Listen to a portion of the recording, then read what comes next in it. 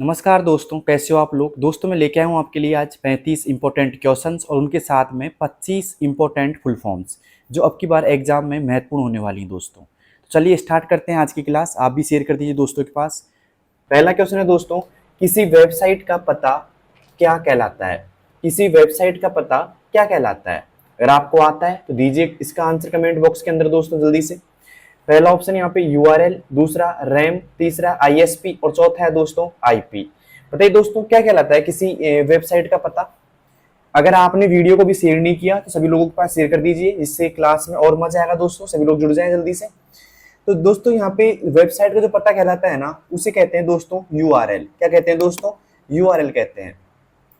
तो लगा लीजिए दोस्तों पहले ऑप्शन पे टिक। यहाँ पे किसी वेबसाइट का पता कहलाता है दोस्तों यूआरएल कहलाता है। अब चलते हैं दोस्तों अगले क्वेश्चन की ओर। उम्मीद है क्वेश्चन आपको समझ में आ गया होगा दोस्तों। अगला क्वेश्चन क्या है दोस्तों, ध्यान से देखिएगा। अगला क्वेश्चन है, इंटरनेट पर सूचना खोजने के लिए किसका उपयोग किया जाता है। इंटरनेट पर सूचना खोजने के लिए किसका उपयोग किया जाता है। पहला सीपीयू का, दूसरा सर्च इंजन, तीसरा हार्ड डिस्क और चौथा है दोस्तों कंपाइलर। बताइए दोस्तों किसका यहाँ पे इंटरनेट पर सूचना खोजने के लिए उपयोग किया जाता है। बताइए दोस्तों किसका किया जाता है। अगर आपने कभी इंटरनेट पर सूचना खोजी है, कोई इंफॉर्मेशन ढूंढी है तो पता लगेगा दोस्तों आपको। तो बताइए दोस्तों क्या होगा इसका सही ऑप्शन। इंपॉर्टेंट है एग्जाम की दृष्टि से ये क्वेश्चन भी। दोस्तों इसका सही पता होगा वो होगा दोस्तों सर्च इंजन। क्या होगा दोस्तों? सर्च इंजन होगा। लगा लीजिए बी ऑप्शन पे टिक, सर्च इंजन। अब चलते हैं दोस्तों अगले क्वेश्चन की ओर। उम्मीद है क्वेश्चन भी आपको समझ में आ गया होगा। किस किस को नहीं आया भाई समझ में। और हाँ, अगर चैनल को अभी तक सब्सक्राइब नहीं किया जल्दी कर लीजिए दोस्तों सब्सक्राइब, क्योंकि सारी इंफॉर्मेशन आपको इसी चैनल से मिलेंगी ज्यादातर। ओके, अब चलते हैं दोस्तों अगले सवाल की ओर। अगला सवाल है दोस्तों यहाँ पे, एक ईमेल भेजने के लिए किस फील्ड में पता लिखा जाता है। एक ईमेल भेजने के लिए किस फील्ड में पता लिखा जाता है। पहला सब्जेक्ट में, बॉडी में, टू में या अटैचमेंट। बताइए दोस्तों क्या होगा इसका सही जवाब।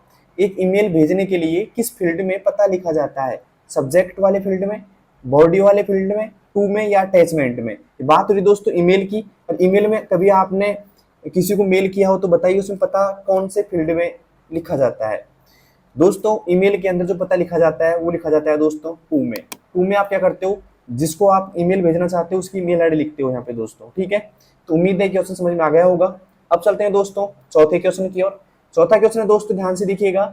एमएस एक्सेल में कौन सा फंक्शन जोड़ने के लिए प्रयोग होता है। एमएस एक्सेल में कौन सा फंक्शन जोड़ने के लिए प्रयोग होता है। पहला ऑप्शन इक्वल एवीजी, दूसरा इक्वल सब, या फिर इक्वल ऐड या इक्वल सम। बताइए दोस्तों एक्सेल के अंदर अगर हमें कोई चीज जोड़नी है तो किसका, कौन से फंक्शन का उपयोग करेंगे दोस्तों। अगर आपको आता है तो बताइए इसका आंसर दोस्तों जल्दी से। दोस्तों एक्सेल के अंदर हमें अगर किसी मतलब एक तरीके से फंक्शन को जोड़ना है, एक तरीके से जोड़ने के लिए यूज लेना है तो हम लेंगे दोस्तों सम के फंक्शन को। किस किस का डी ऑप्शन सही है भाई जल्दी बताइए। किस किस ने डी ऑप्शन किया है। वैसे सबने डी ऑप्शन कर रखा है दोस्तों, क्योंकि सम का एक तरीके से सबको आता है फॉर्मूला। अगर किसी ने प्रैक्टिकल क्लास नहीं ली है तो उसको हो सकता है नहीं आए। अब चलते हैं दोस्तों पांचवें सवाल की ओर। पांचवा सवाल दोस्तों यहाँ पे ध्यान से देखिएगा। पावर पॉइंट में स्लाइड शो किस कार्य के लिए होता है। पावर पॉइंट में स्लाइड शो किस कार्य के लिए होता है। पहला टेक्स्ट लिखने के लिए, दूसरा प्रेजेंटेशन दिखाने के लिए, चौथा डेटा सेव करने के लिए या फिर कोई नहीं। बताइए दोस्तों पावर पॉइंट में स्लाइड शो किस कार्य के लिए होता है। टेक्स्ट लिखने के लिए, प्रेजेंटेशन दिखाने के लिए, डेटा सेव रखने के लिए या फिर इनमें से कोई नहीं। दोस्तों इसका जो सही जवाब होने वाला है वो होगा दोस्तों बी ऑप्शन, प्रेजेंटेशन दिखाने के लिए। क्या दोस्तों? प्रेजेंटेशन दिखाने के लिए। अब चलते हैं अगले क्वेश्चन की ओर और मुझे बताइए पांच में से आपके कितने क्वेश्चन सही हुए। पांच में से पांच किसके सही है जल्दी बताइएगा। अब चलते हैं दोस्तों छठे सवाल की ओर। छठा सवाल दोस्तों क्या है देखिएगा ध्यान से। डिजी लॉकर का उद्देश्य क्या है।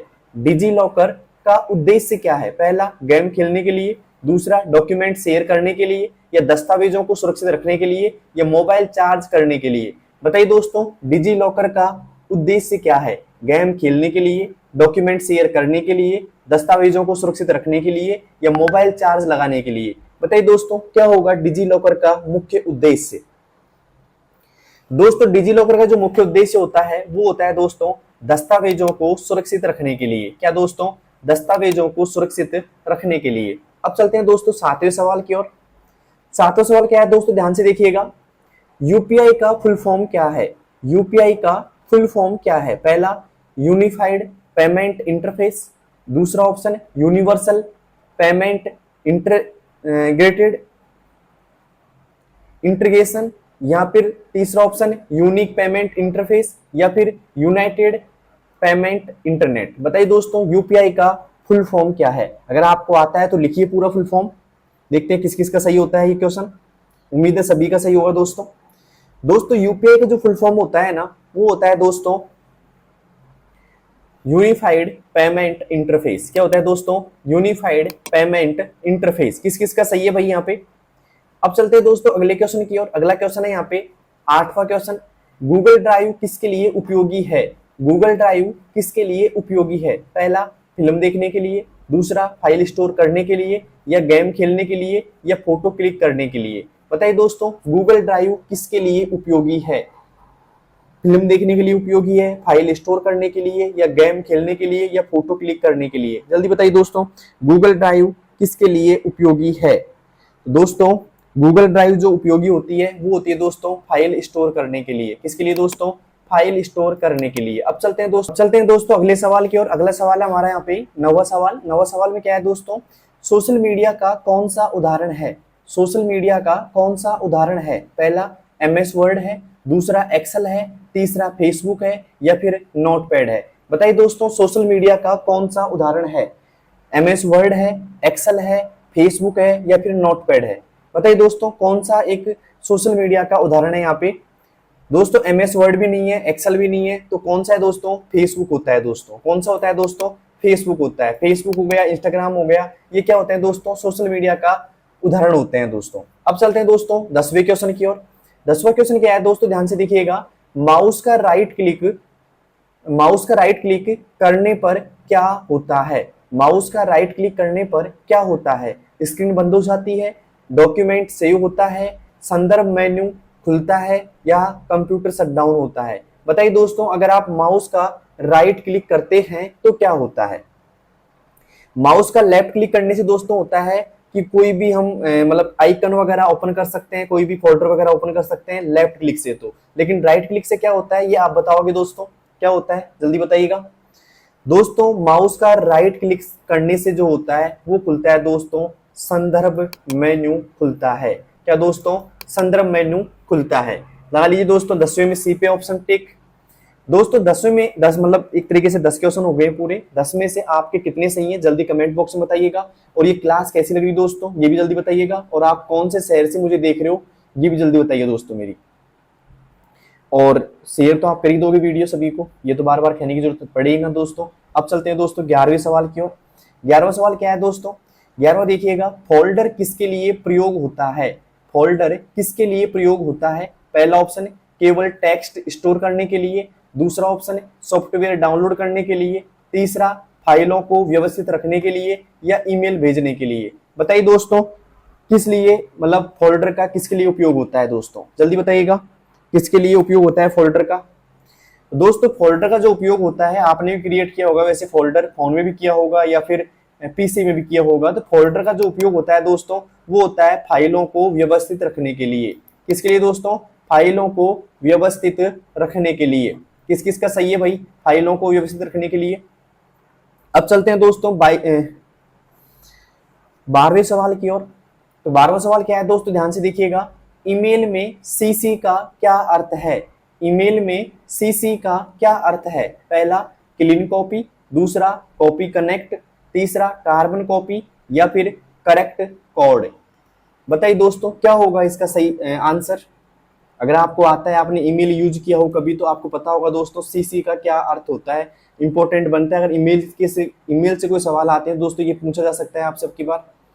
दोस्तों ईमेल में जो सीसी का अर्थ होता है ना वो होता है दोस्तों कार्बन कॉपी। क्या होता है दोस्तों? कार्बन कॉपी होता है। लगा लीजिए यहाँ पे सी ऑप्शन पे टिक, कार्बन कॉपी। अब चलते हैं दोस्तों अगले सवाल की ओर।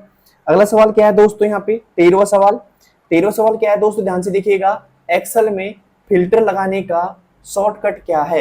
एक्सेल में फिल्टर लगाने का शॉर्टकट क्या है? पहला कंट्रोल प्लस एल, दूसरा control plus shift plus F, तीसरा control plus shift plus L, या फिर अल्ट के साथ में एफ। बताइए दोस्तों एक्सेल में फिल्टर लगाने का शॉर्टकट क्या है? Control plus L, control shift plus F, या कंट्रोल शिफ्ट प्लस एल, या फिर अल्ट के साथ में एफ। बताइए दोस्तों क्या होगा 13वें का सही जवाब? दोस्तों 13वें का जो सही जवाब होगा वो होगा दोस्तों कंट्रोल शिफ्ट एल। क्या होगा दोस्तों? कंट्रोल के साथ में शिफ्ट प्लस एल दबाएंगे तो क्या होगा दोस्तों? फिल्टर लग जाएगा एक्सेल के अंदर। ठीक है, अब चलते हैं दोस्तों अगले सवाल की ओर। अगला सवाल है यहाँ पे 14वां। देखिए दोस्तों क्या है सवाल, एक्सेल में सेल का पता किस रूप में होता है? एक्सेल में सेल का पता किस रूप में होता है? पहला A1 में, दूसरा A/A, मतलब एक तरीके से कौन सा रूप है, या फिर रो कॉलम में, या फिर 100 यहाँ पे लिखा रहा है। कैसे होता है दोस्तों सेल का पता? अगर आपने एक्सेल पढ़ी होगी तो आपको सेल के पते का पता होगा दोस्तों। ठीक है, बताइए दोस्तों किस किस को पता है सेल का पता? दोस्तों यहाँ पे जो सही जवाब होगा वो होगा A1। क्या होगा दोस्तों? A1 होगा यहाँ पे। क्यों? क्योंकि यहाँ पे पहले आता है कॉलम का नाम और फिर आता है दोस्तों रो का नाम। तो कॉलम और रो का नाम जो होता है दोस्तों उसी से बनता है दोस्तों सेल का पता। तो यहाँ पे कोई बोले ए क्या है इसमें, तो ए दोस्तों कॉलम का नाम और 1 क्या है? रो का नाम है दोस्तों। ठीक है, तो लगा लीजिए यहाँ पे ए ऑप्शन पे टिक। अब चलते हैं दोस्तों अगले सवाल की ओर। 15वां सवाल। 15वां सवाल क्या है दोस्तों? ध्यान से देखिएगा। इंटरनेट पर फाइल भेजना क्या कहलाता है? इंटरनेट पर फाइल भेजना क्या कहलाता है? पहला डाउनलोड, दूसरा फॉरवर्ड, तीसरा अपलोड, या फिर ब्राउज। बताइए दोस्तों क्या कहलाता है इंटरनेट पर फाइल भेजना? 4 ऑप्शन आपके सामने और क्वेश्चन भी आपके सामने दोस्तों, जल्दी से बताइएगा 15वें का क्या आंसर होगा। आपने भी इंटरनेट पर कभी फाइल भेजी होगी किसी को, क्या कहलाता है दोस्तों? जल्दी बताइएगा। इंटरनेट पर फाइल भेजने का मतलब होता है दोस्तों अपलोड करना। क्या होता है दोस्तों? अपलोड करना होता है। ठीक है, और इंटरनेट से फाइल लेना एक तरीके से वो होता है दोस्तों डाउनलोड करना। ठीक है, ओके। तो अगर हमें किसी के पास एक तरीके से कोई भेजना है, जैसे मान लो यूट्यूब पे कोई वीडियो डालना है आपको, तो अपलोड करना पड़ता है दोस्तों। क्या करना पड़ता है दोस्तों? अपलोड करना पड़ता है। ठीक है, अब चलते हैं दोस्तों अगले सवाल की ओर। 15 सवाल में से आपके कितने सही हैं भाई? जल्दी बताइएगा कमेंट बॉक्स के अंदर। क्या 15 के 15 सही हैं आपके? अब चलते हैं दोस्तों 16वें सवाल की ओर। 16वां सवाल क्या है दोस्तों? ध्यान से देखिएगा। बीसीसी का मतलब क्या है? बीसीसी का मतलब क्या है? पहला ब्लाइंड कार्बन कॉपी, दूसरा ब्लॉक कॉपी कोड, या फिर बेसिक कॉपी कैटेगरी, या फिर बेस्ट क्लिक काउंट। बताइए दोस्तों क्या होगा बीसीसी का मतलब? अगर आपको आता है तो जल्दी बताइएगा बीसीसी का मतलब क्या है? Blind carbon copy, block copy code, या बेसिक कॉपी कैटेगरी, या बेस्ट क्लिक काउंट। जल्दी बताइएगा दोस्तों क्या है बीसीसी का पूरा मतलब एक तरीके से मतलब क्या है, फुल फॉर्म क्या है इसकी? आ सकती है अब की बार एग्जाम के अंदर। बीसीसी और सीसी दोनों का ध्यान रखना दोस्तों। सीसी में बता चुका हूं और बीसीसी आपसे पूछ रहा हूं अभी मैं। बताइए दोस्तों क्या होता है बीसीसी का मतलब एक तरीके से? तो दोस्तों बीसीसी का जो फुल फॉर्म होता है वो होता है दोस्तों ब्लाइंड कार्बन कॉपी। क्या होता है दोस्तों? Blind carbon copy. लगा लीजिए दोस्तों ए ऑप्शन पे टिक, ब्लाइंड कार्बन कॉपी। अब चलते हैं दोस्तों अगले सवाल की ओर। अगला सवाल है यहाँ पे 17वां। ई गवर्नेंस का मुख्य उद्देश्य क्या है? ई गवर्नेंस का मुख्य उद्देश्य क्या है? पहला ऑप्शन मस्ती के लिए, दूसरा गेम खेलने के लिए, तीसरा सरकार और जनता के बीच सेवाओं को डिजिटल बनाना, या फिर नया कंप्यूटर बनाना। बताइए दोस्तों ई गवर्नेंस का उद्देश्य क्या है? मस्ती के लिए है, गेम खेलने के लिए है, सरकार और जनता के बीच सेवाओं को डिजिटल बनाना है, या फिर है नया कंप्यूटर बनाना। बताइए दोस्तों क्या है ई गवर्नेंस का? आपकी बार आ सकता है यहाँ से भी सवाल आपके लिए। तो दोस्तों ई गवर्नेंस का जो उद्देश्य है यानी कि मुख्य उद्देश्य है वो है दोस्तों सरकार और जनता के बीच सेवाओं को डिजिटल बनाना। क्या दोस्तों? सरकार और जनता के बीच सेवाओं को डिजिटल बनाना। लगा लीजिए दोस्तों सी ऑप्शन पे टिक, सरकार और जनता के बीच सेवाओं को डिजिटल बनाना। अब चलते हैं दोस्तों अगले सवाल की ओर। अगला सवाल है यहाँ पे 18वां। यहाँ पे देखिएगा दोस्तों क्या है, यूपीआई पर भुगतान करने के लिए क्या जरूरी है? यूपीआई मोबाइल पर यूपीआई भुगतान करने के लिए जरूरी क्या है? सवाल सुनिए वापिस से, मोबाइल पर यूपीआई भुगतान करने के लिए जरूरी क्या है? बैंक खाता, यूपीआई आईडी, इंटरनेट, या ये सभी। बताइए दोस्तों क्या होगा इसका सही जवाब? भाई आपने भी यूपीआई यूज किया होगा कभी, तो आपने ट्रांसफर किया होगा अपने फोन से, फोन पे यूज किया होगा, तो आपको ये आराम से आ सकता है दोस्तों। और ये क्वेश्चन भी अब की बार इंपॉर्टेंट बन रहा है, आ सकता है। दोस्तों मोबाइल पर यूपीआई भुगतान करने के लिए बैंक खाता भी होना चाहिए, यूपीआई आईडी भी होनी चाहिए और साथ में इंटरनेट भी होना चाहिए, मतलब तीनों ही चीज होनी चाहिए। ओके, तो यहाँ पे आएगा दोस्तों उपरोक्त सभी। क्या आएगा दोस्तों? उपरोक्त सभी आएगा। लगा लीजिए यहाँ पे डी ऑप्शन पे टिक, उपरोक्त सभी। किस किस का सही है भैया? 18वां। 18वां तो गलत होना ही नहीं चाहिए भाई, ध्यान रखना, क्योंकि बहुत इजी क्वेश्चन है वैसे भी। अब चलते हैं दोस्तों 19वें सवाल की ओर। 19वां सवाल क्या है दोस्तों? ध्यान से देखिएगा। इमित्रा का प्रयोग किस राज्य में प्रमुख है? इमित्रा का प्रयोग किस राज्य में प्रमुख है? पहला पंजाब में, दूसरा उत्तर प्रदेश में, तीसरा राजस्थान में या फिर महाराष्ट्र में। बताइए दोस्तों, इमित्रा का प्रयोग किस राज्य में प्रमुख है? पंजाब में है, उत्तर प्रदेश में है, राजस्थान में है या फिर है महाराष्ट्र में? बताइए दोस्तों जल्दी से, क्या होगा इसका सही जवाब? दोस्तों इमित्रा का जो प्रयोग होता है एक तरीके से वो राजस्थान में प्रमुख है दोस्तों। कहाँ है दोस्तों? राजस्थान में होता है। ठीक है, लगा लीजिए यहाँ पे सी ऑप्शन पे टिक, राजस्थान। अब चलते हैं दोस्तों 20वें सवाल की ओर। लेकिन उससे चलने से पहले मुझे बताइए, आप लोगों ने क्या चैनल शेयर कर दिया, मतलब इस वीडियो को शेयर कर दिया सभी लोगों के पास में? दोस्तों जिनकी भी एग्जाम है हाल फिलहाल में, सभी के पास वीडियो को शेयर कर दीजिएगा, जिससे उनको एग्जाम में काफी हेल्प मिल सके। आपके सभी ग्रुपों में शेयर कर दीजिएगा, जिससे एक तरीके से सभी को दिया होगा दोस्तों शेयर सभी के पास आपने। अब चलते हैं दोस्तों अगले सवाल की ओर, यानी कि 20वें सवाल की ओर। 20वां क्या है दोस्तों? ध्यान से देखिएगा। एक ही नाम की दो फाइलें एक ही फोल्डर में क्यों नहीं हो सकती? एक ही नाम की दो फाइलें एक ही फोल्डर में क्यों नहीं हो सकती? पहला, सिस्टम हैंग हो जाएगा, दूसरा एंटीवायरस रोक देगा, या फाइल का यूनिक नाम होना आवश्यक है, या फोल्डर डिलीट हो जाएगा। बताइए दोस्तों, सेम नाम की फाइलें एक फोल्डर में क्यों नहीं हो सकती? क्या सिस्टम हैंग हो जाएगा, एंटीवायरस रोक देगा, फाइल नाम यूनिक होना आवश्यक है, या फोल्डर डिलीट हो जाएगा? बताइए दोस्तों क्या होगा इसका सही जवाब? अगर आपको आता है तो जल्दी से दीजिए इसका आंसर। दोस्तों बताइए जल्दी से, ये क्योंकि आपने फोल्डर का यूज किया होगा और एक ही फोल्डर में बहुत सारी फाइलें भी आपने रखी होगी, तो इसका आंसर तो आपको आता ही होगा शायद, मुझे उम्मीद है दोस्तों आपसे। और ये क्लास इंपॉर्टेंट इसलिए है क्योंकि एग्जाम की दृष्टि से काफी महत्वपूर्ण क्वेश्चन डाले हैं मैंने इसमें। ठीक है, तो ये मत सोचना कि बहुत इजी क्वेश्चन है। इजी क्वेश्चन उन्हीं को लगेंगे जिन्होंने बार बार रीड किया है, बुक पढ़ी है, उनको इजी लगेगी क्लास। ठीक है दोस्तों, एक ही नाम की दो फाइलें एक ही फोल्डर में नहीं हो सकती। इसका एक रीजन होता है कि भाई फाइल का नाम यूनिक होना आवश्यक है। क्या है दोस्तों? फाइल का नाम यूनिक। अब यूनिक यानी कि अलग अलग होना चाहिए, मतलब सेम नाम की, जैसे राम की दो फाइलें एक फोल्डर में नहीं हो सकती। कुछ कॉपी उसमें लिखा आएगा कि जैसे राम 1 या 2 लिखा जाएगा दोस्तों, क्योंकि सेम नाम की नहीं हो सकती, यूनिक नाम होना चाहिए। ठीक है, यूनिक मतलब सेम नाम नहीं होना चाहिए, डुप्लीकेट नाम नहीं होना चाहिए। ठीक है, अब चलते हैं दोस्तों अगले क्वेश्चन की ओर। तो अगला क्वेश्चन है दोस्तों, कंप्यूटर में ड्रैग एंड ड्रॉप का अर्थ है। कंप्यूटर में ड्रैग एंड ड्रॉप का अर्थ है, पहला माउस बंद करना, दूसरा फाइल डिलीट करना, तीसरा यहाँ पे माउस से ऑब्जेक्ट को खींचकर कहीं और छोड़ना, या फिर फाइल फॉर्मेट बदलना। कंप्यूटर में ड्रैग एंड ड्रॉप का अर्थ है माउस बंद करना, फाइल डिलीट करना, माउस से ऑब्जेक्ट को खींचकर कहीं और छोड़ना, या फाइल फॉर्मेट बदलना। बताइए दोस्तों क्या होगा इसका सही जवाब? अगर आपको आता है तो दीजिए इसका सही जवाब। दोस्तों अगर आपको आता है तो बताइए जल्दी से, देखते हैं कौन कौन लोग इसका दे पाते हैं जवाब। और ड्रैग एंड ड्रॉप किया जाता है दोस्तों एक्सेल के अंदर, अगर आपको पता हो तो क्या किया जाता है, क्यों किया जाता है?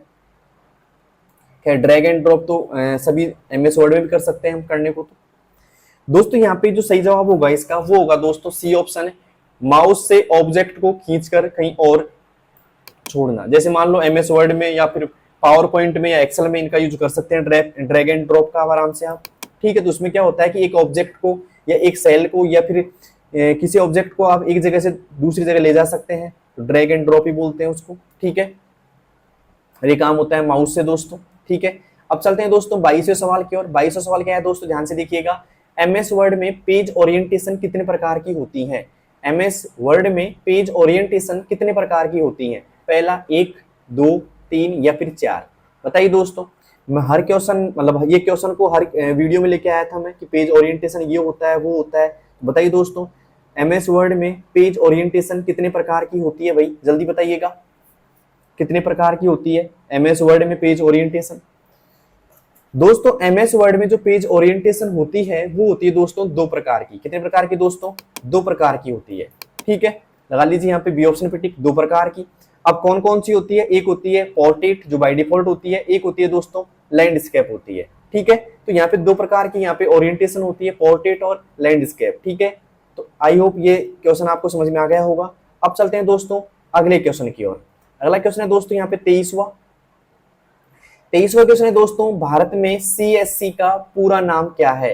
भारत में सीएससी का पूरा नाम क्या है? पहला सेंट्रल सर्विस सेंटर, या फिर कॉमन सर्विस सेंटर, या फिर कॉमन सॉफ्टवेयर सेंटर, या सेंट्रल सिक्योर क्लाउड। बताइए दोस्तों क्या होगा इसका सही जवाब? सीएससी का पूरा नाम क्या है दोस्तों? जल्दी बताइएगा, क्योंकि एग्जाम की दृष्टि से काफी महत्वपूर्ण क्वेश्चन है। सीएससी का पूरा नाम क्या है? सेंट्रल सर्विस सेंटर, या फिर कॉमन सर्विस सेंटर, या कॉमन सॉफ्टवेयर सेंटर, या सेंट्रल सिक्योर क्लाउड। बताइए दोस्तों क्या होगा इसका सही जवाब? अगर आपको आता है तो दीजिए जल्दी से। तो दोस्तों इसका जो सही जवाब होगा वो होगा दोस्तों कॉमन सर्विस सेंटर। क्या होगा दोस्तों? Common service centre. किस किस का सही है भाई? Common service centre. जल्दी से बताइएगा बी ऑप्शन किस किसने किया था। अब चलते हैं दोस्तों अगले सवाल की ओर। अगला सवाल है यहाँ पे 24वां। देखिए दोस्तों क्या सवाल है कि एक्सेल में, देखो ध्यान से, पहले मैं थोड़ा छोटा कर देता हूं इसको। हाँ आ गया, चलो कोई बात नहीं। एक्सेल में किसी सेल को मर्ज करने से क्या होता है? एक्सेल में किसी सेल को मर्ज करने से क्या होता है? पहला ऑप्शन है सेल डिलीट हो जाता है, दूसरा कॉलम हटता है, तीसरा एक से अधिक सेल मिलकर एक सेल बन जाता है, या फिर नई सीट बनती है। बताइए दोस्तों एक्सेल में किसी सेल को मर्ज करने के लिए क्या होता है? मतलब मर्ज करने से क्या होता है? सेल डिलीट हो जाती है, कॉलम हटता है, एक सेल से अधिक मिलकर एक सेल बन जाती है, या फिर सेल नई सीट बनाती है या बनती है। बताइए दोस्तों क्या होगा इसका सही जवाब? तो दोस्तों इसका जो सही जवाब होगा, देखो मर्ज करने से क्या होता है, एक से अधिक सेल मिल करके एक बन जाती है। क्या दोस्तों? एक से अधिक सेल मिल करके एक सेल बन जाती है। किससे दोस्तों? मर्ज करने से। आई होप आपको समझ में आ गया होगा 24वां क्वेश्चन। अब चलते हैं दोस्तों 25वें क्वेश्चन की ओर। 25वां क्वेश्चन क्या है दोस्तों? ध्यान से देखिएगा। एमएस वर्ड में किसी दूसरी खुली डॉक्यूमेंट के लिए स्विच करने की कीबोर्ड शॉर्टकट कुंजी क्या है? एमएस वर्ड में किसी दूसरी खुली डॉक्यूमेंट के लिए स्विच करने की कीबोर्ड शॉर्टकट कुंजी क्या है? कंट्रोल प्लस F6 है, अल्ट प्लस F4 है, कंट्रोल प्लस टैब है, या control plus shift plus F है। बताइए दोस्तों एमएस वर्ड में किसी दूसरी खुली डॉक्यूमेंट के लिए स्विच करने की कीबोर्ड शॉर्टकट कुंजी क्या है? कंट्रोल प्लस F6 है, अल्ट प्लस F4 है, कंट्रोल प्लस टैब है, या control plus shift plus F है। जल्दी बताइए दोस्तों क्या होगा इसका सही जवाब? अगर आपको आता है तो दीजिए कमेंट बॉक्स में जल्दी आंसर इसका। तो दोस्तों 25वें का जो सही जवाब होने वाला है वो होगा दोस्तों कंट्रोल के साथ में F6। इंपॉर्टेंट है, अब की बार देखने को मिल सकती है एग्जाम के अंदर। ओके, अब चलते हैं दोस्तों अगले सवाल की ओर। उम्मीद है क्लास आपको पसंद आ रही होगी। आप मुझे कौन से डिस्ट्रिक्ट से देख रहे हो दोस्तों, और आपकी एग्जाम कब है, जल्दी से बताइए कमेंट बॉक्स के अंदर। और साथ में उन लोगों के पास शेयर कर दीजिएगा जिनकी हाल फिलहाल में RSAT की एग्जाम है, या फिर किसी भी कंप्यूटर संबंधित कोई भी एग्जाम है। ठीक है, उनके सभी के पास शेयर कर दो इस वीडियो को, क्योंकि कंप्यूटर के क्वेश्चन सेम ही होते हैं सब जगह। ठीक है, बस रिपीटेड क्वेश्चन आते रहते हैं। अब चलते हैं दोस्तों अगले सवाल की ओर। अगला सवाल है यहाँ पे 26वां सवाल क्या है दोस्तों? ध्यान से देखिएगा। आर्टिफिशियल इंटेलिजेंस AI का जनक किसे कहा जाता है? आर्टिफिशियल इंटेलिजेंस यानी कि AI का जनक किसे कहा जाता है? पहला जॉन मैकार्थी को, दूसरा चार्ल्स बेबेज को, तीसरा एलन ट्यूरिंग को, या फिर डेनिस रिची को। बताइए दोस्तों क्या होगा इसका सही जवाब? आर्टिफिशियल इंटेलिजेंस AI का जनक किसे कहा जाता है? जॉन मैकार्थी को, चार्ल्स बेबेज को, एलन ट्यूरिंग को, या डेनिस रिची को। बताइए दोस्तों किसे कहते हैं AI का जनक? बताइए दोस्तों किसे कहते हैं AI का जनक? अगर आपको आता है तो बताइए दोस्तों जल्दी से। अगर आपने मेरी पिछली क्लास देखी हो तो उनमें मैंने ये क्वेश्चन डाला था दोस्तों एक क्लास के अंदर। दोस्तों आर्टिफिशियल इंटेलिजेंस का जो जनक होता है वो है दोस्तों जॉन मैकार्थी। क्या है दोस्तों? जॉन मैकार्थी है। लगा लीजिए दोस्तों ए ऑप्शन पे टिक, जॉन मैकार्थी। अब चलते हैं दोस्तों 27वें सवाल की ओर। 27 सवाल क्या है दोस्तों? ध्यान से देखिएगा। पावर पॉइंट में एक स्लाइड का डुप्लीकेट बनाने के लिए कीबोर्ड शॉर्टकट क्या है? पावर पॉइंट में एक स्लाइड का डुप्लीकेट बनाने के लिए कीबोर्ड शॉर्टकट क्या है? पहला ऑप्शन है कंट्रोल प्लस D है, दूसरा ऑप्शन है कंट्रोल प्लस C है, या तीसरा ऑप्शन यहाँ पे कंट्रोल प्लस V है, या कंट्रोल प्लस N है। जल्दी बताइए दोस्तों। अगर पावर पॉइंट में एक स्लाइड का डुप्लीकेट बनाने के लिए अगर कोई कीबोर्ड शॉर्टकट की है तो कौन सी है? कंट्रोल प्लस डी है, कंट्रोल प्लस सी है, कंट्रोल प्लस वी है या फिर कंट्रोल प्लस एन है? जल्दी बताइए दोस्तों, क्या होगा इसका सही जवाब? अगर आपको आता है तो मिलता है आपको 3 सेकंड का समय, दीजिए इसका आंसर। दोस्तों पावर पॉइंट में एक स्लाइड का डुप्लीकेट बनाने के लिए जो कीबोर्ड शॉर्टकट है वो है दोस्तों कंट्रोल प्लस डी। क्या है दोस्तों? कंट्रोल प्लस डी है। ध्यान दीजिएगा, कंट्रोल प्लस डी। और इस कंट्रोल प्लस डी का एमएस वर्ड में अलग यूज होता है, एक्सेल में अलग यूज होता है, और बात करें यहाँ पे पावर पॉइंट की तो वहां अलग होता है। ठीक है, अगर मैं बात करूं कि एमएस वर्ड में क्या यूज होता है कंट्रोल प्लस डी का, तो इससे होता है दोस्तों फॉन्ट डायलॉग बॉक्स ओपन होता है। क्या होता है दोस्तों? फॉन्ट डायलॉग बॉक्स, किसमें? एमएस वर्ड में। और बात करें एक्सेल की तो ये फिल डाउन का काम करती है दोस्तों, फिल डाउन का काम करती है यहाँ पे एक्सेल के अंदर। और बात करें पावर पॉइंट की तो पावर पॉइंट के अंदर कंट्रोल प्लस डी क्या करता है दोस्तों? क्या करता है दोस्तों? एक स्लाइड का डुप्लीकेट बनाता है दोस्तों। क्या करता है दोस्तों? एक स्लाइड का डुप्लीकेट बनाता है। उम्मीद है समझ में आ गया होगा दोस्तों ये। अगर समझ में आ गया तो एक लाइक तो बनता है दोस्तों, और साथ में शेयर कीजिए, बार बार कह रहा हूं क्योंकि सभी दोस्तों को फायदा हो जाएगा दोस्तों इससे। ओके, और आपको कितनी क्लास मतलब कितनी अच्छे से क्लास समझ में आ रही है वो भी आप कमेंट बॉक्स में बताइएगा, कहीं बोर थोड़ी ना हो रहे हो। अब चलते हैं दोस्तों अगले सवाल की ओर। अगला सवाल हमारा यहाँ पे 28वां, पावर पॉइंट में एक प्रेजेंटेशन को समाप्त करने के लिए कीबोर्ड शॉर्टकट क्या है? पावर पॉइंट में एक प्रेजेंटेशन को समाप्त करने के लिए कीबोर्ड शॉर्टकट क्या है? पहला एंटर है, दूसरा स्पेस है, तीसरा एस्केप है या फिर चौथा इनमें से कोई नहीं। बताइए दोस्तों, पावर पॉइंट में एक प्रेजेंटेशन को समाप्त करने के लिए कीबोर्ड शॉर्टकट क्या है? बताइए दोस्तों जल्दी से, क्या है कीबोर्ड शॉर्टकट जिससे हम पावर पॉइंट में प्रेजेंटेशन को समाप्त कर सकते हैं?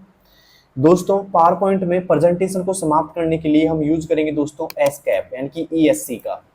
लगा लीजिए यहाँ पे सी ऑप्शन पे टिक। किस किस का सही है? 28वां एस्केप का यूज करेंगे यहाँ पे हम। अब चलते हैं दोस्तों अगले सवाल की ओर। अगला सवाल है हमारा 29वां। यहाँ पे 29वां क्या है दोस्तों? रिसाइकल बिन में भेजे बिना अस्थायी रूप से किसी आइटम को डिलीट करने की शॉर्टकट की क्या है? रिसाइकल बिन में भेजे बिना स्थायी रूप से डिलीट करने किसी आइटम को डिलीट करने की शॉर्टकट कुंजी क्या है? कंट्रोल प्लस ए है, कंट्रोल प्लस डी है, कंट्रोल शिफ्ट प्लस डिलीट है या इनमें से कोई नहीं? बताइए दोस्तों क्या है? तो पहले मैं थोड़ा ऑप्शन समझा देता हूं आपको एक बार। कंट्रोल प्लस ए से दोस्तों हम करते हैं ऑल सेलेक्ट। क्या करते हैं दोस्तों? ऑल सेलेक्ट करते हैं। और कंट्रोल डी का मतलब ये होता है दोस्तों, ये तीन जो होते हैं ना, एमएस वर्ड, एक्सेल और पावर पॉइंट, तीनों जगह अलग अलग काम करती है। एमएस वर्ड में काम करेगी फॉन्ट डायलॉग बॉक्स के लिए, मतलब वहां से ओपन हो जाएगा फॉन्ट डायलॉग बॉक्स। एक्सेल की बात करें तो ये करेगी दोस्तों फिल डाउन का काम। किसका काम करेगी दोस्तों? एक्सेल के अंदर फिल डाउन का काम करेगी। और पावर पॉइंट के अंदर क्या करती है दोस्तों? स्लाइड का डुप्लीकेट बनाती है दोस्तों। क्या करती है दोस्तों? स्लाइड का डुप्लीकेट बनाती है। अब बात करें शिफ्ट प्लस डी डिलीट की, तो यही होगा दोस्तों इसका सही जवाब। अगर आप शिफ्ट के साथ डिलीट प्रेस करते हो तो फाइल हो जाती है दोस्तों परमानेंट डिलीट। ठीक है, वो रिसाइकल बिन में नहीं जाएगी और परमानेंट हमेशा के लिए क्या हो जाएगी दोस्तों? डिलीट हो जाती है। रिसाइकल बिन के अंदर तो हम दोस्तों वापस से भी स्टोर कर सकते हैं, रीस्टोर कर सकते हैं, लेकिन शिफ्ट और डिलीट से परमानेंट क्या हो जाएगी दोस्तों? डिलीट हो जाती है। अब चलते हैं दोस्तों 30वीं क्वेश्चन की ओर। 23वां क्वेश्चन क्या है दोस्तों? किस में से एक सीडी डीवीडी की एक सामान्य प्रचलित क्षमता नहीं है? किस में से एक सीडी डीवीडी की एक सामान्य प्रचलित क्षमता नहीं है, क्षमता नहीं है। ओके, तो पहला है 630 MB, 4.7 GB, 9.4 GB या 13 GB। बताइए दोस्तों क्या होगा इसका सही जवाब? अगर आपको आता है तो दीजिए जल्दी से, देखते हैं कौन कौन लोग इसका सही जवाब दे पाते हैं भाई। उम्मीद है सभी लोग सही देंगे इसका जवाब। तो दोस्तों अगर हमें सीडी और डीवीडी की एक सामान्य प्रचलित क्षमता जो नहीं होती वो होती है दोस्तों 13 GB। 13 GB नहीं होती दोस्तों। ठीक है, लगा लीजिए दोस्तों यहाँ पे डी ऑप्शन पे टिक। अब मुझे बताइए कि आपके 30 में से कितने सही है? ऐसे कितने लोग हैं जिनके 30 में से 30 सही है भाई? ठीक है, जिनके 30 में से 30 सही है ना, वो बहुत अच्छी कंडीशन में दोस्तों। ठीक है, अब चलते हैं दोस्तों अगले सवाल की ओर। अगला सवाल है दोस्तों यहाँ पे 31वां। देखिए क्या है, ध्यान से देखना इस सवाल को। शब्द HDMI में HD क्या है? शब्द HDMI में HD क्या है? पहला ऑप्शन हाई डायमेंशन, दूसरा ह्यूज डेफिनेशनल या हाई डेफिनेशनल या फिर हाई डेफिनिशन या फिर हैवी डिप्लॉयमेंट। बताइए दोस्तों क्या होगा इसका सही जवाब? HDMI में HD का फुल फॉर्म क्या होता है दोस्तों? जल्दी बताइएगा। तो दोस्तों HDMI में जो HD का फुल फॉर्म होता है वो होगा दोस्तों हाई डेफिनिशन। क्या होगा दोस्तों? हाई डेफिनिशन होगा। लगा लीजिए यहाँ पे सी ऑप्शन पे टिक, हाई डेफिनिशन। अब चलते हैं दोस्तों 32वें सवाल की ओर। 32वां क्या है दोस्तों, ध्यान से देखिएगा। निम्न में से कौन सा कंप्यूटर से हार्ड कॉपी प्राप्त करने का उपकरण है? निम्न में से कौन सा कंप्यूटर से हार्ड कॉपी प्राप्त करने का उपकरण है? पहला ईमेल, दूसरा प्रिंटर, तीसरा फैक्स और चौथा है दोस्तों यहाँ पे सॉफ्टवेयर। बताइए दोस्तों क्या होगा इसका सही जवाब? निम्न में से कौन सा कंप्यूटर से हार्ड कॉपी प्राप्त करने का उपकरण है? तो दोस्तों वो उपकरण जो है वो है दोस्तों प्रिंटर। क्या है दोस्तों? प्रिंटर है। लगा लीजिए यहाँ पे बी ऑप्शन पे टिक, प्रिंटर। किस किस का सही है भाई? प्रिंटर। अब चलते हैं दोस्तों अगले सवाल की ओर। अगला सवाल है यहाँ पे 33वां। 33वां वाले दोस्तों माइक्रोसॉफ्ट ऑफिस पिक्चर मैनेजर है। माइक्रोसॉफ्ट ऑफिस पिक्चर मैनेजर है। पहला मूल तस्वीर प्रबंधन सॉफ्टवेयर या एक एप्लीकेशन जो स्कैन की गई तस्वीरों को संपादित करने में सहायक है, या एक स्कैनिंग और OCR एप्लीकेशन, या इनमें से कोई नहीं। बताइए दोस्तों क्या होगा इसका सही जवाब? माइक्रोसॉफ्ट ऑफिस पिक्चर मैनेजर है। क्या है दोस्तों इनमें से? अगर आपको आता है तो जल्दी से बताइएगा। दोस्तों यहाँ पे माइक्रोसॉफ्ट ऑफिस पिक्चर जो मैनेजर है वो है दोस्तों मूल तस्वीर प्रबंधन सॉफ्टवेयर। क्या है दोस्तों? मूल तस्वीर प्रबंधन सॉफ्टवेयर। लगा लीजिए दोस्तों यहाँ पे ए ऑप्शन पे टिक, मूल तस्वीर प्रबंधन सॉफ्टवेयर। अब चलते हैं दोस्तों अगले सवाल की ओर। उम्मीद है यहाँ तक आपको कंप्लीट समझ में आ गया होगा दोस्तों। अब चलते हैं अगले सवाल की ओर। अगला सवाल है दोस्तों यहाँ पे 34वां।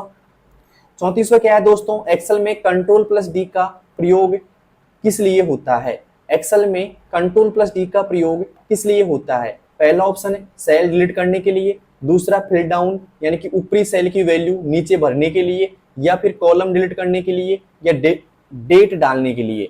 बताइए दोस्तों क्या होगा इसका सही जवाब? अगर आपको आता है तो आप दे सकते हो इसका आंसर। एक्सेल में Ctrl+D का प्रयोग किस लिए होता है? सेल डिलीट करने के लिए, फिल डाउन यानी कि ऊपर की सेल की वैल्यू नीचे भरने के लिए, कॉलम डिलीट करने के लिए, या डेट डालने के लिए। बताइए दोस्तों क्या होगा इसका सही जवाब? अगर आपको आता है तो जल्दी से दीजिएगा कमेंट बॉक्स में आंसर इसका। तो दोस्तों एक्सेल में Ctrl+D का जो प्रयोग होता है वो होता है दोस्तों, अभी मैंने जस्ट बताया भी था इसी क्लास में, फिल डाउन यानी कि ऊपरी सेल की वैल्यू नीचे भरने के लिए। लगा लीजिए दोस्तों यहाँ पे बी ऑप्शन पे टिक, फिल डाउन यानी कि ऊपरी सेल की वैल्यू नीचे भरने के लिए। अब चलते हैं दोस्तों 35वें क्वेश्चन की ओर। 35वां क्वेश्चन क्या है दोस्तों, ध्यान से देखिएगा। एक्सेल में Ctrl+R किस काम में आता है? एक्सेल में Ctrl+R किस काम में आता है? पहला ऑप्शन राइट अलाइन करने के लिए, दूसरा फिल राइट यानी कि बाई सेल की वैल्यू दाईं ओर भरने के लिए, या सेल रीसेट करने के लिए, या रो डिलीट करने के लिए। बताइए दोस्तों क्या काम आता है एक्सेल में Ctrl+R? बताइए दोस्तों क्या काम आता है? दोस्तों एक्सेल में Ctrl+R जो काम आता है वो आता है दोस्तों फिल राइट यानी कि बाईं ओर सेल की वैल्यू भरने के लिए। लगा लीजिए यहाँ पे दोस्तों बी ऑप्शन पे टिक। जाइएगा मत क्योंकि अभी स्टार्ट होने वाले दोस्तों अब इंपॉर्टेंट फुल फॉर्म्स 1 से 35 तक। तो 35वां क्वेश्चन आपको समझ में आ गया होगा दोस्तों। अब चलते हैं दोस्तों फुल फॉर्म्स की ओर। दोस्तों एग्जाम के अंदर फुल फॉर्म्स का एक मतलब 2-3 क्वेश्चन बनेंगे आपके। तो मैं चाहता हूँ कि इस क्वेश्चन मतलब जो क्वेश्चन मैं लेके आया हूँ आज आपके लिए 25 या 35 नहीं है दोस्तों, 25 ही है। 25 मैंने फिल कर दिया यहाँ पे। जो 25 क्वेश्चन में लेके आया हूँ दोस्तों आपके लिए इंपॉर्टेंट है और आपके एग्जाम के लिए बहुत महत्वपूर्ण है। ठीक है, पहला है दोस्तों CPU का पूरा नाम क्या है? ठीक है, तो जाइएगा मत दोस्तों, जवाब दीजिए CPU का पूरा नाम क्या है? बताइए दोस्तों, इंपॉर्टेंट क्वेश्चन है। CPU का पूरा नाम क्या है? पहला ऑप्शन है सेंट्रल प्रोसेसिंग यूनिट, दूसरा है सेंट्रल प्रोसेसिंग, पहला है सेंट्रल प्रोसेस यूनिट, दूसरा है सेंट्रल प्रोसेसिंग यूनिट, तीसरा ऑप्शन है कंट्रोल प्रोसेसिंग यूनिट, या फिर कंप्यूटर प्राइमरी यूनिट। बताइए दोस्तों क्या होगा इसका सही जवाब? अगर आपको आता है तो दीजिए इसका जवाब दोस्तों।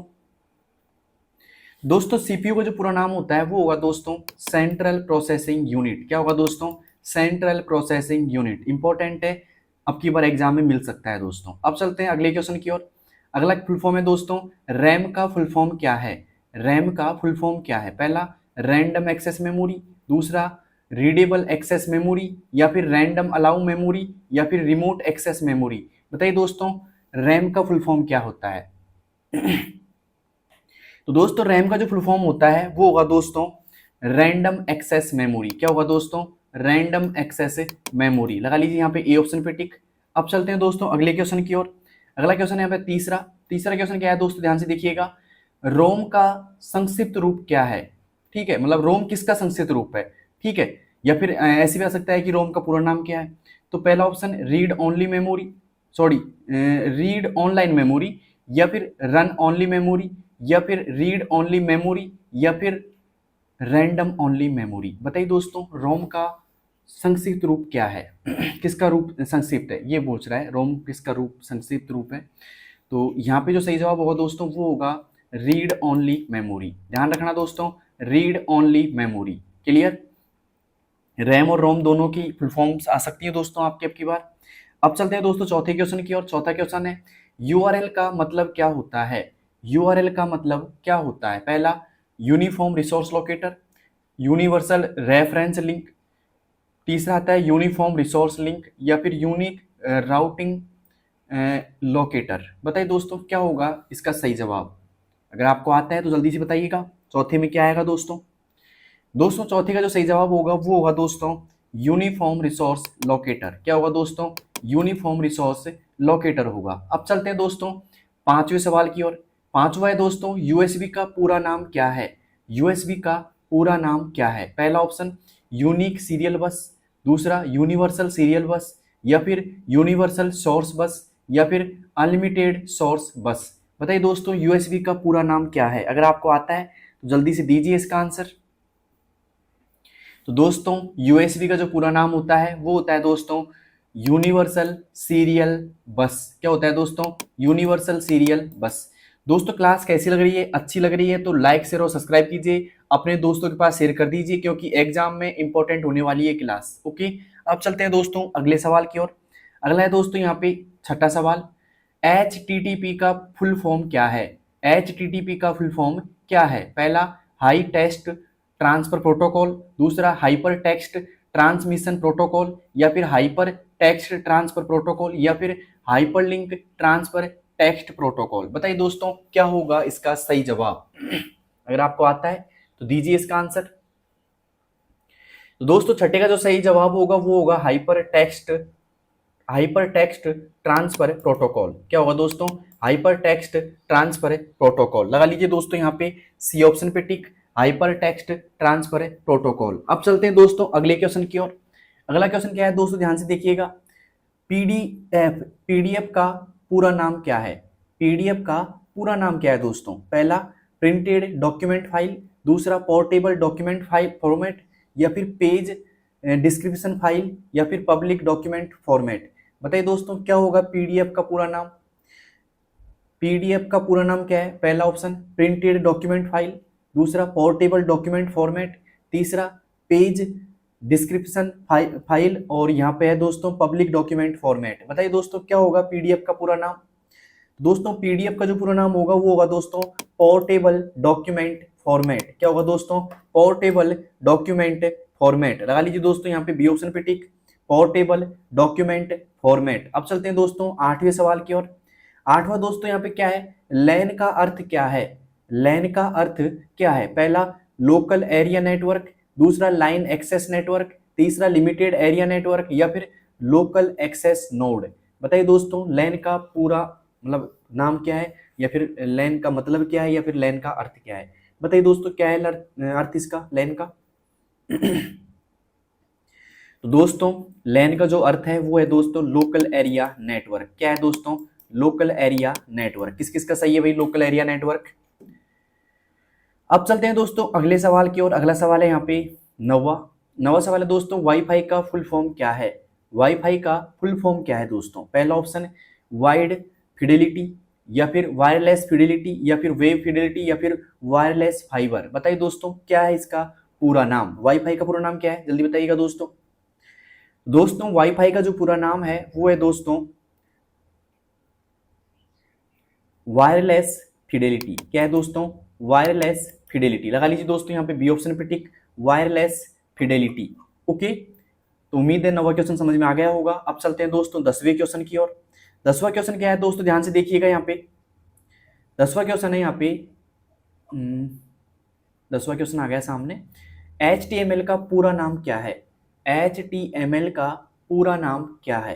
पहला हाइपर टेक्स्ट मेकिंग लैंग्वेज, या फिर हाइपर टेक्स्ट मैनेजिंग लैंग्वेज या फिर हाइपर टेक्स्ट मार्कअप लैंग्वेज या फिर हाइपर टेक्स्ट मीडिया लैंग्वेज। बताइए दोस्तों HTML का पूरा नाम क्या है? अगर आपको आता है तो जल्दी से दीजिए इसका आंसर।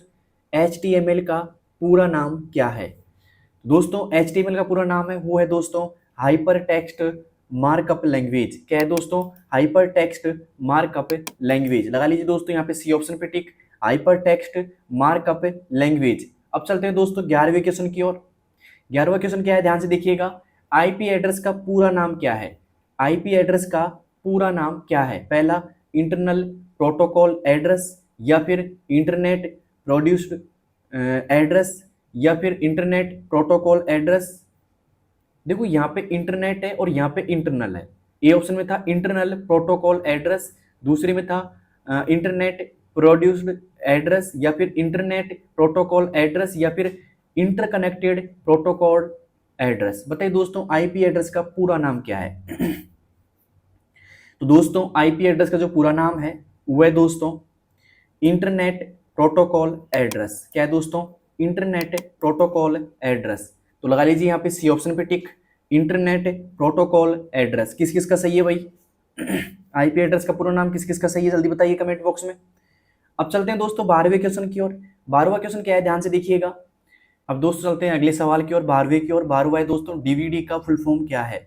डीवीडी का फुल फॉर्म क्या है? पहला ऑप्शन डिजिटल वॉल्यूम डिस्क, दूसरा डिजिटल वर्सटाइल डिस्क या फिर डिजिट डाटा विजुअल डिस्क या फिर बात करें दोस्तों डिजिटल वीडियो डिस्क। बताइए दोस्तों क्या होगा इसका सही जवाब? अगर आपको आता है तो जल्दी से बताइए दोस्तों इसका आंसर क्या होगा दोस्तों डीवीडी का फुल फॉर्म।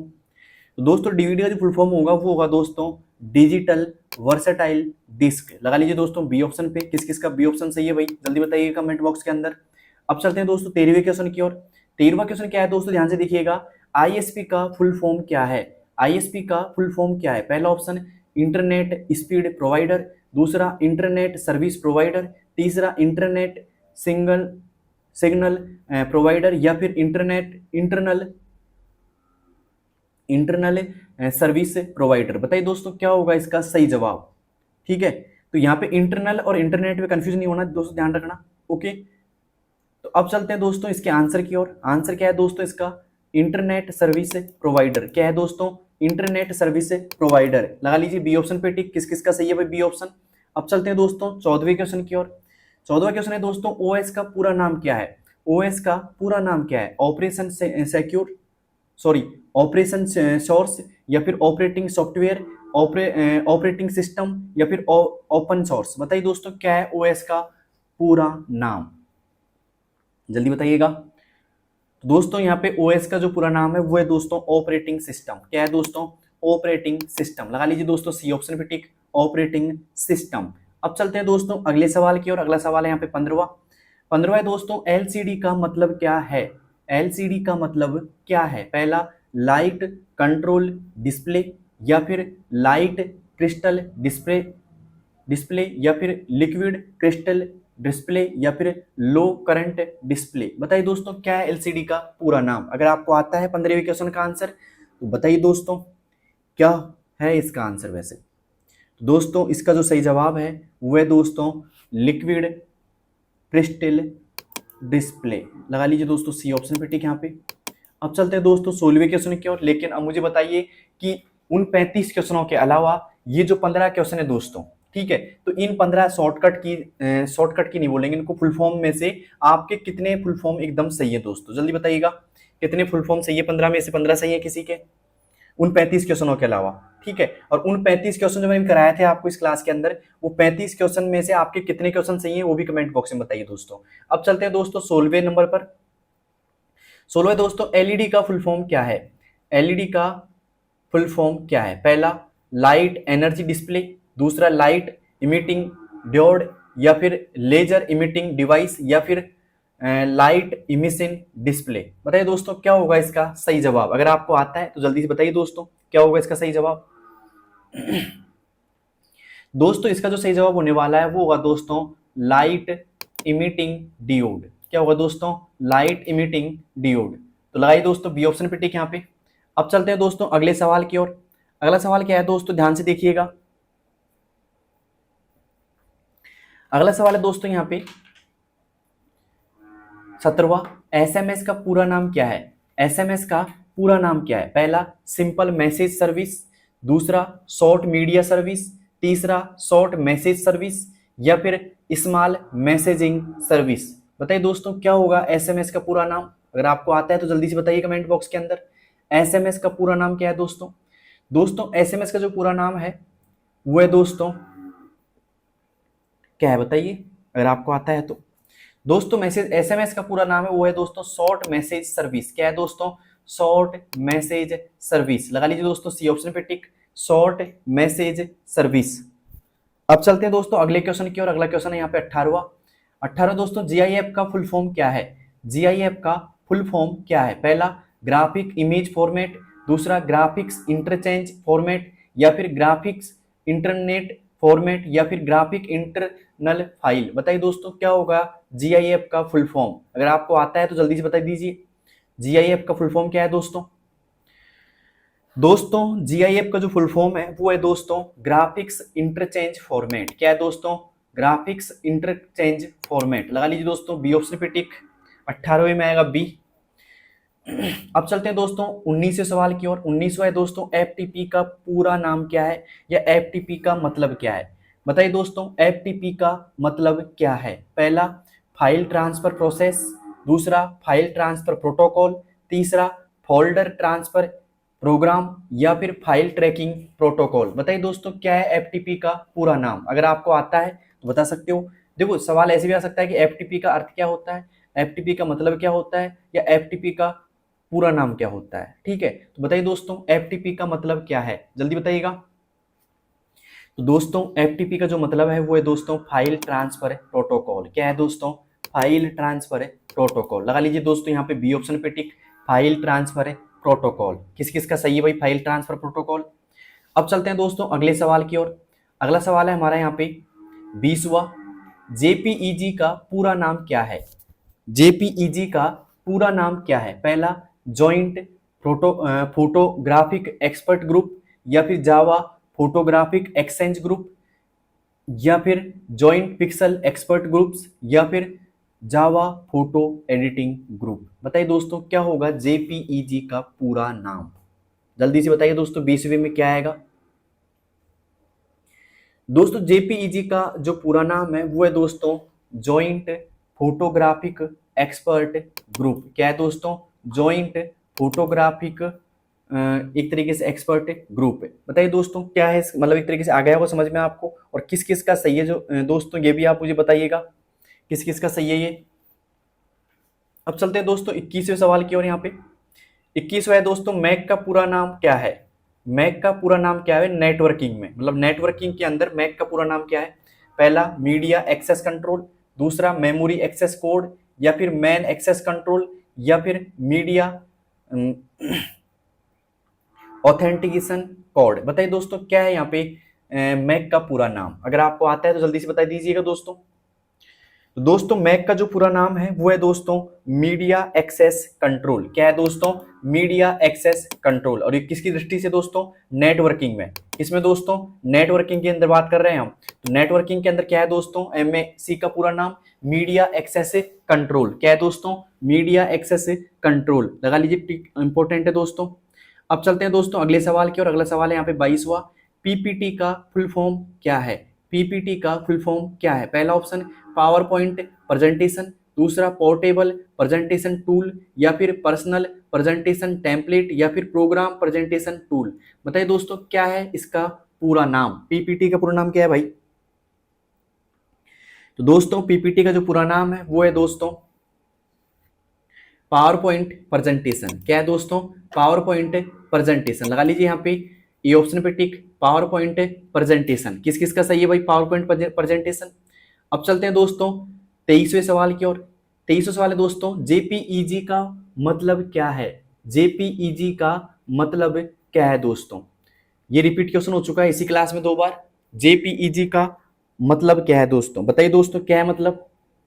दोस्तों जेपीईजी का जो मतलब है वो है दोस्तों पहला option joint pixel editing group, या फिर जावा फोटो एक्सपर्ट ग्रुप, या फिर बात करें जॉइंट फोटोग्राफिक एक्सपर्ट ग्रुप, या बात करें जेपीईजी फोटो एडिटर।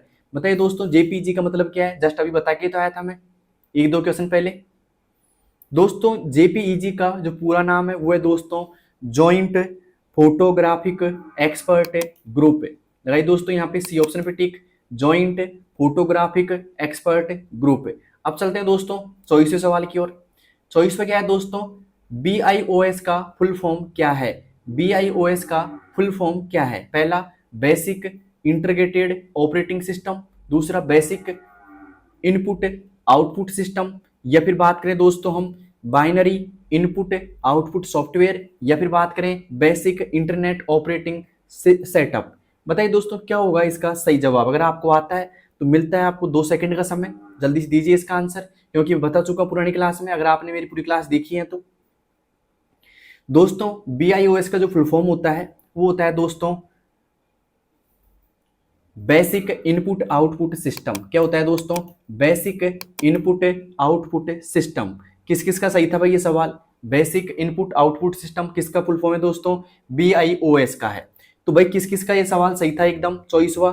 और अब तक 24 में से आपके कितने सवाल सही हो चुके हैं दोस्तों, जल्दी बताइए कमेंट बॉक्स के अंदर। अब चलते हैं दोस्तों अगले सवाल, अब चलते हैं दोस्तों आज के आखिरी सवाल की ओर। आज का आखिरी सवाल है दोस्तों यहाँ पे DSL का मतलब क्या है। DSL का मतलब क्या है, पहला डिजिटल सब्सक्राइबर लाइन, या फिर डायरेक्ट सर्विस लाइन, या फिर डाटा सर्विस लाइन, या फिर डिजिटल स्पीड लाइन। बताइए दोस्तों DSL का मतलब क्या है। अगर आपको आता है DSL का मतलब तो जल्दी से बताइए दोस्तों इसका जवाब। देखते हैं कौन कौन लोग इसका जवाब दे पाते हैं, क्योंकि ये भी एक रिपीटेड क्वेश्चन है जो मैं पुरानी क्लास में करवाया था इसको दोस्तों। तो DSL का मतलब क्या है दोस्तों, DSL का जो मतलब होता है दोस्तों वो होता है डिजिटल सब्सक्राइबर लाइन। ठीक है, तो लगा दीजिए दोस्तों यहाँ पे ए ऑप्शन पे टिक, डिजिटल सब्सक्राइबर लाइन। तो दोस्तों कैसी लगी क्लास आपको ये, उम्मीद है बहुत पसंद आई होगी। इसमें थे 60 क्वेश्चन, इसमें 35 क्वेश्चन थे दोस्तों एक तरीके से पूरे ऑल सब्जेक्ट के, लेकिन यहाँ पे मैंने 25 क्वेश्चन आपको अलग से रखे हैं शॉर्टकट की, मतलब एक तरीके से फुल फॉर्म्स के। ठीक है, तो उम्मीद है क्लास आपको पसंद आई होगी। किस किस को पसंद आई दोस्तों कमेंट बॉक्स में बताइएगा, और कौन से शहर से मुझे देख रहे हो ये भी कमेंट बॉक्स में बताइएगा। और हाँ, साथ में आपको अगर पास होना है RSIT के अंदर अच्छे से तो आपको पूरी क्लास देखनी पड़ेगी मेरी। ठीक है, कंप्लीट क्लासेस देखो, एक दो क्लास देखने से कुछ नहीं होगा दोस्तों, कंप्लीट क्लासेस देखना, क्योंकि सारी क्लासों में इंपॉर्टेंट क्वेश्चन दे रखे हैं। और इंपॉर्टेंट क्वेश्चन से मतलब होता है कि कोई सी भी क्लास में से मिल सकता है दोस्तों। तो अगर आपने मेरी पूरी क्लास देख ली होंगी तो आपको समझ में आ गया दोस्तों कि मैंने कैसे आपको पढ़ाया और कैसे आपको याद हुआ है दोस्तों। ठीक है, तो अपने दोस्तों के पास शेयर करो इस वीडियो को जितना भी हो सके उतना, क्योंकि सभी को पास होना है दोस्तों अब की बार। ठीक है, और उम्मीद है क्लास आपको बहुत अच्छी लगी होगी। किस किस को लगी अच्छी वो तो बता ही दोगे आप कमेंट बॉक्स में। और हाँ,